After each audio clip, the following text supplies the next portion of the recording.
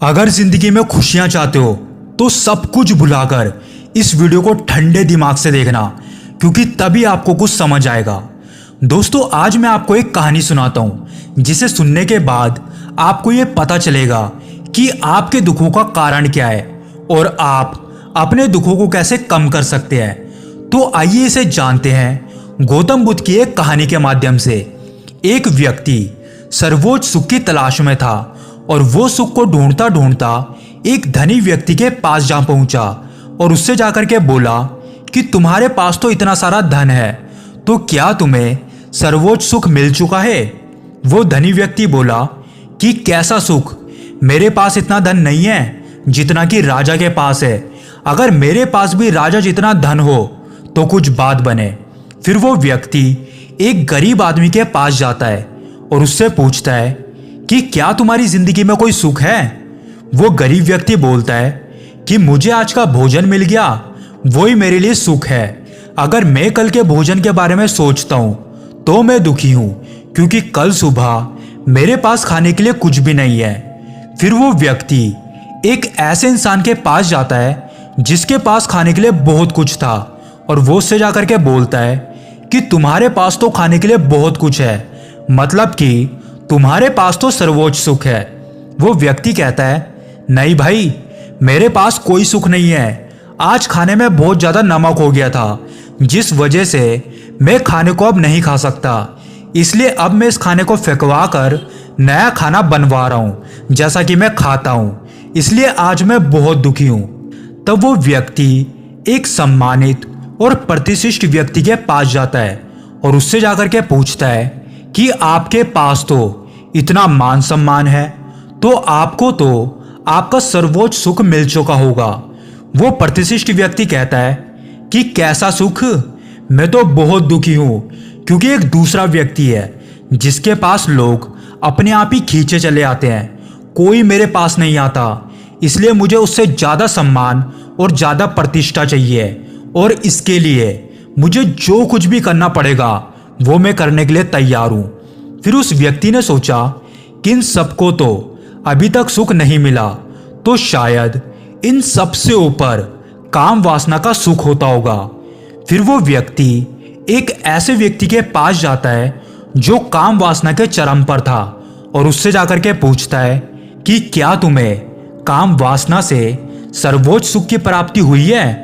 वो व्यक्ति बोला कि कैसी प्राप्ति, अभी तो मैंने शुरुआत ही की है और ये सब तो पुराना हो गया है, मुझे कुछ नया चाहिए।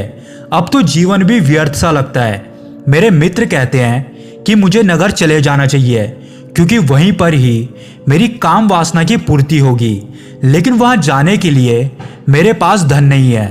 तो अब तुम मुझे बताओ कि मुझे सुख की प्राप्ति कैसे हुई? सबकी बात को सुनने के बाद उस व्यक्ति को कहीं पर भी सर्वोच्च सुख नहीं दिखा। तब उसने तय किया कि वो महात्मा बुद्ध के पास जाएगा और उनसे जाकर के पूछेगा कि सर्वोच्च सुख कैसे मिलता है। फिर वो व्यक्ति गौतम बुद्ध से मिलने के लिए निकल पड़ा। वो गौतम बुद्ध के पास जाके बोलता है कि हे बुद्ध, मैं बहुत दूर से आया हूँ, मैंने सुना है कि आप सभी की समस्याओं का समाधान करते हैं, तो क्या आप मेरी भी समस्या का समाधान करेंगे?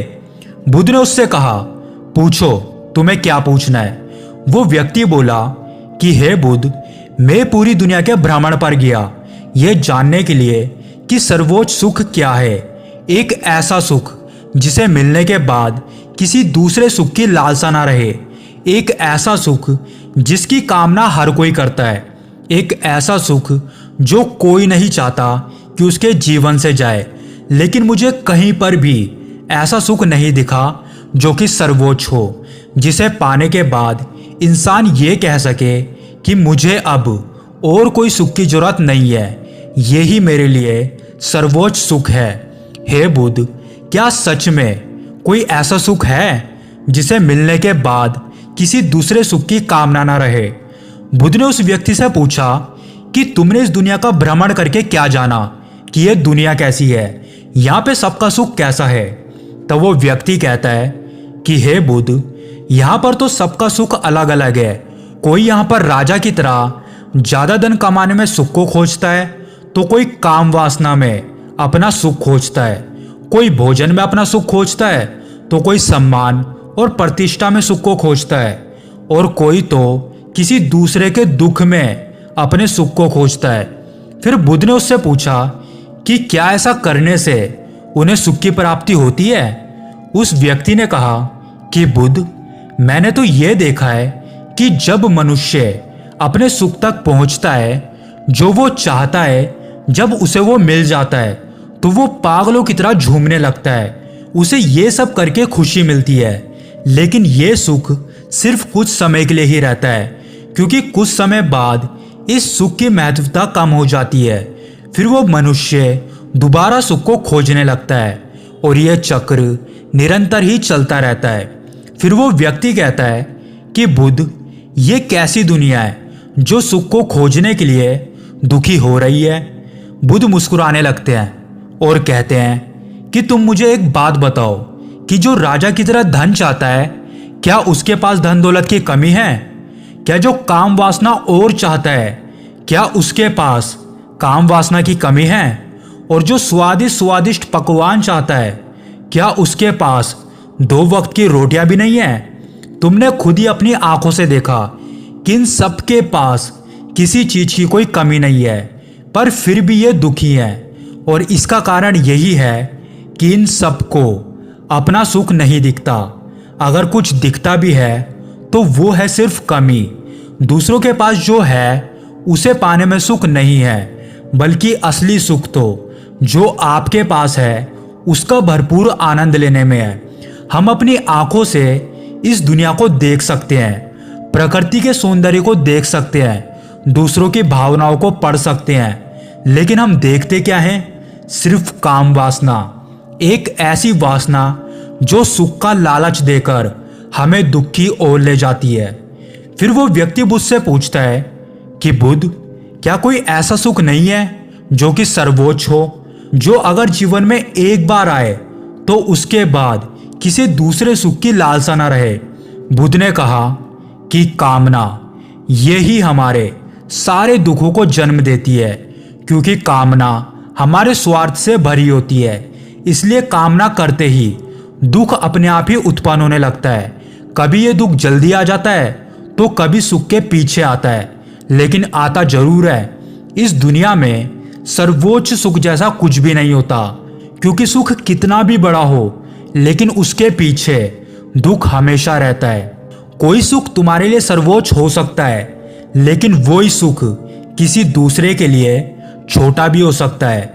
जहां भी तुम सुख की कामना करोगे वहां तुम्हें दुख अवश्य मिलेगा, और जहां दुख आएगा वहां सुख भी अवश्य आएगा।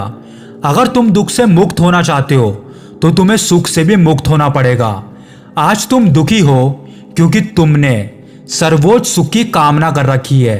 यदि तुम सर्वोच्च सुख की कामना करना छोड़ दो तो तुम आज और अभी सुख का अनुभव कर पाओगे। लेकिन याद रखना, सुख का लालच ही दुख का कारण होता है। इसलिए तुम अपने आप को सत्कर्मी बनाओ, सतधर्मी बनाओ, क्योंकि तुम्हारे सत्कर्म ही तुम्हें सुख और दुख दोनों से मुक्त करेंगे। और जब तुम इन दोनों से मुक्त हो जाओगे तो तुम ठीक वैसे ही बन जाओगे जैसे एक कमल कीचड़ में खिलके भी कीचड़ से मुक्त रहता है। तब वो व्यक्ति बुद्ध से कहता है कि हे बुद्ध, आप बिल्कुल सही कहते हैं। मैं बेकार ही सर्वोच्च सुख के पीछे भाग रहा था और उसके पीछे भाग के अपने दुख को खुद ही उत्पन्न कर रहा था, जबकि इसकी कोई जरूरत नहीं थी। इसलिए अब मैं सत्कर्म और सतधर्म के मार्ग पर आगे बढ़ूंगा। दोस्तों, आपने इस कहानी से क्या सीखा? कमेंट करके जरूर बताएं।